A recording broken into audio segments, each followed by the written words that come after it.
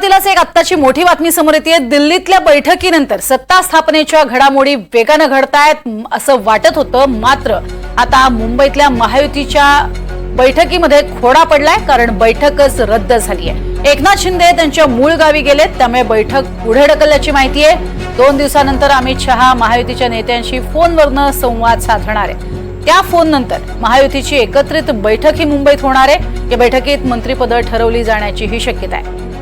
त्यामुळे महायुतीची आजची महत्त्वाची बैठक रद्द झाली आहे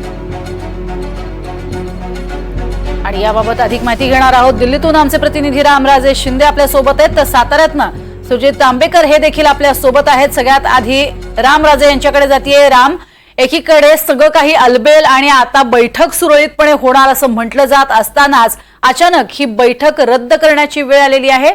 दिल्लीतनं या संदर्भात काय अधिक अपडेट? बिलकुल, आपल्याला ही माहिती मिळालेली आहे की दोन्ही बैठका रद्द झालेल्या आहे। एक महायुतीची बैठक आयोजित करण्यात आली की ज्याच्यामध्ये तोडगा निघणार होता। आज मंत्रिमंडळाच्या संदर्भामध्ये मंत्री कोण असणार, किती मंत्रिपद दिले जाणार, पालकमंत्री किती असणार, या संदर्भामधला तोडगा काढण्यासाठी आज बैठक आयोजित करण्यात आली होती, परंतु ती रद्द झालेली आहे। कारण एकनाथ शिंदे हे आपल्या दरेगाव या ठिकाणी साताऱ्याला निघालेले आहेत, त्यामुळे मुंबईत होणारी आजची बैठक महायुतीची रद्द झालेली आहे। या बैठकीला अजित पवार आणि देवेंद्र फडणवीस सुद्धा उपस्थित राहणार होते। दुसरी महत्वाची बैठक म्हणजे की शिवसेनेच्या सर्व आमदारांना मुंबईत बोलवण्यात आलं होतं। या सर्वच आमदारांची बैठक आज एकनाथ शिंदे घेणार होते, परंतु अचानक एकनाथ शिंदे हे आपल्या गावी निघाल्यामुळे त्यांच्या सोबत सुद्धा ही बैठक होणार नाही हे स्पष्टपणे आहे। कारण जर कोणता फॉर्म्युला जर तयार झाला नाही त्याशिवाय आपल्या आमदारांना काय सांगू असं एकनाथ शिंदे यांनी खासगीमध्ये आपल्या नेत्यांना सांगितलेलं आहे आणि त्यामुळे या दोन्ही बैठका रद्द झालेल्या आहेत। परंतु एकीकडे आपण पाहतोय की 5 दिवस उलटून गेलेले आहेत। 23 तारखेला निकाल लागला, 10 दिवस उलटून गेलेले आहेत आणि तरी सुद्धा जो डेडलॉक आहे सत्ता स्थापना करण्याचा तो अजून सुटलेला दिसत नाहीये आणि हा वाढतच चाललेला आहे। आता पुढचे 2 दिवस एकनाथ शिंदे हे आपल्या मूळ गावी असणार आहेत आणि त्यानंतर सोमवारच्या नंतर ही बैठक होणार आहे, म्हणजेच की साधारणतः डिसेंबर महिना उजडेल शपथविधीसाठी आणि या संपूर्ण प्रकरणावर तोडगा काढण्यासाठी हे स्पष्टपणे दिसून येते। आणि मुद्दा जो आहे की अजून सुद्धा सत्ता स्थापनेचा तिढा सुटलेला नाहीये आणि हा विषय जो आहे तो ताणतच चाललेला आहे। अगदी सत्ता स्थापनेचा तिढा दिवसागणिक वेगळ्याच वाटेवरती जाताना आणि वेगळ्याच वळणावरती जाताना पाहायला मिळतोय। या संदर्भातली अधिक माहिती सुजित आंबेकर यांच्याकडूनही घेणार आहोत। सुजित, सध्या काय दरेगावात हालचाली सुरू आहेत? तिथे काळजीवाहू मुख्यमंत्री येत आहेत? प्रज्ञा, एका बाजूला मुंबई, महाराष्ट्र आणि दिल्लीमध्ये राजकीय वातावरण तापलंय, मात्र साताऱ्यातलं वातावरण थंड आहे आणि या थंड वातावरणाचा अनुभव घेण्यासाठी मुख्यमंत्री इथं येतात असं म्हणा। चेष्टेचा भाग जरी बाजूला ठरला तरी मुख्यमंत्र्यांचं हे आवडतं ठिकाण म्हणजे त्यांचं दरे हे गाव आहे। उद्या एक महत्वाची पूजा मुख्यमंत्र्यांची इथं आहे। उद्या अमावस्या असल्यानं मुख्यमंत्र्यांची पूजा इथं होणार आहे आणि गेल्या वेळेसही मुख्यमंत्र्यांचा असाच दौरा ठरला होता। ज्यावेळेस निवडणुकीचे निकाल हाती आले होते मुख्यमंत्री तातडीनं दरेगावात येणार होते, मात्र ते आता कॅन्सल झालेले आहे आणि आता साधारण 4 वाजेपर्यंत मुख्यमंत्र्यांचं आगमन दरेगावामध्ये होणार आहे। दरेगावातल्या ग्रामस्थांमध्ये प्रचंड आनंद आहे। त्यांना अजूनही वाटतंय की एकनाथ शिंदे हे पुन्हा महाराष्ट्राचे मुख्यमंत्री होणार आहेत। दरेगावातील काही ग्रामस्थांशी मगाशी फोनवरनं चर्चा केलेली आहे, तरी त्यांचा एक ठाम विश्वास आहे की अमित शहा आणि मोदी हे पुन्हा एकनाथ शिंदेंना 2 वर्षासाठी होईना संधी देतील आणि एकनाथ शिंदे महाराष्ट्राचे मुख्यमंत्री होतील। दुसऱ्या बाजूला एकनाथ शिंदेंची काही अंशी नाराजी आहे, त्या नाराजीचं कारण आहे आणि त्यांनी गावाचं कारण सांगून ते गावाला आलेले आहेत।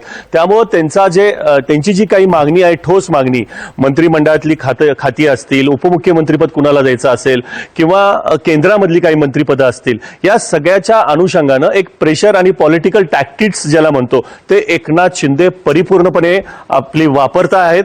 एकनाथ शिंदे गावात राहूनच महाराष्ट्राचं राजकारण खेळतील असंही बोललं जात आहे। प्रज्ञा, नक्कीच सुजित, आणि याच अनुषंगानं दिल्लीतल्या घडामोडींकडे सुद्धा जायचं आहे। रामराजे, आपण ऐकतोय सुजित आंबेकर सांगतात की प्रेशर टॅक्टिक्स, एक दबाव तंत्राचा वापर पुन्हा एकदा केला जातोय असं म्हटलं जातंय। हे यापूर्वीच खरं तर होत होतं, पण ते अंतर्गत होत होतं, जे लोकांपर्यंत येत नव्हतं आणि आता हे उघडपणे येऊ लागलंय असं म्हणायचं का? कारण दिल्लीत झालेल्या या बैठकीनंतर जे फोटो आले होते समोर त्यावरही चांगलीच टीका झाली होती आणि चर्चांना उधाण आलं होतं।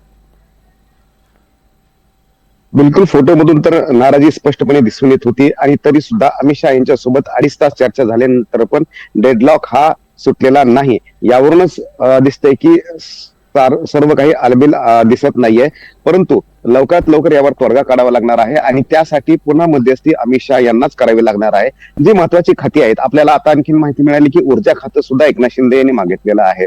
त्यामुळे ऊर्जा खातं असेल, नगर विकास खातं असेल, आणखीन 2 खात्यावर जो आहे तो क्लेम करण्यात आलेला आहे. हे देऊ शकते का भाजप ते पाहावं लागणार आहे. विधान परिषदेच्या सभापती पदावर सुद्धा क्लेम करण्यात आलेला आहे. त्यामुळे ह्या महत्वाच्या ज्या मागण्या आहेत त्या एकनाथ शिंदे यांच्या भाजप स्वीकारते का हे सुद्धा पाहावं लागणार आहे आणि त्याशिवाय हा डेडलॉक सुटणार नाही हे पण स्पष्ट आहे. परंतु दिवसेंदिवस वाढत चाललेला आहे, पूर्ण मॅन्डेट मिळालेला आहे, तरी सुद्धा सरकार स्थापन होत नाही. मुख्यमंत्री अजूनही निश्चित झालेला नाहीये. भाजपचा आता विधिमंडळाचे नेता निवडीचं प्रक्रिया सुरू होणार आहे आणि त्यानंतर मुख्यमंत्रीपदाचा चेहरा जो आहे तो स्पष्ट होईल. परंतु अद्याप ही जो शिवसेनेकडून ज्या मागण्या केल्या जात आहेत त्या पूर्ण झालेल्या नसल्यामुळे ही नाराजी कुठेतरी एकनाथ शिंदे यांच्या मनामध्ये ती सल खाते आणि म्हणूनच एकनाथ शिंदे हे आज आपल्या मूळ गावी रवाना होत आहेत आणि साधारणतः 2 दिवसानंतर पुन्हा ते मुंबईमध्ये येतील आणि नंतर या बैठका सुरू होतील. म्हणजेच की डिसेंबर महिना या शपथविधीसाठी उजाडेल हे स्पष्ट होईल. परंतु त्या अगोदर जे काही नाराजी आहे एकनाथ शिंदे यांची ती दूर करावी लागेल आणि त्याचबरोबर किती मंत्रीपद दिलं जात आहेत ते सुद्धा पाहावं लागणार आहेत. कालच्या बैठकीमध्ये हे निश्चित झालेलं की मुख्यमंत्री पदावरचा प्रश्न जो आहे तो मिटलेला आहे अशा आपल्याला सूत्रांनी माहिती दिली आहे. देवेंद्र फडणवीस हेच मुख्यमंत्री असणार आहेत. परंतु मग एकनाथ शिंदे हे उपमुख्यमंत्रीपद घेणार की नाही घेणार आपल्याला माहिती मिळते की ते घेणार नाहीत. परंतु असं जर असेल तर मग दुसरा चेहरा कोण असेल आणि भाजप शिष्टी सुद्धा त्यांना सांगताय एकनाथ शिंदे यांना की तुम्ही उपमुख्यमंत्रीपद घ्यावं. त्यामुळे पाहावं लागणार आहे की नेमकं पुढच्या 48 तासामध्ये आणखीन काय घडते. नक्कीच सुरताज, धन्यवाद या संपूर्ण माहितीसाठी. रामराजे शिंदे आणि सुजित आंबेकर आपल्याला साताऱ्यातनं या सगळ्या घडामोडींवरती अधिक माहिती देत होते. तुमच्याकडनं वेळोवेळी अपडेट घेत राहूच.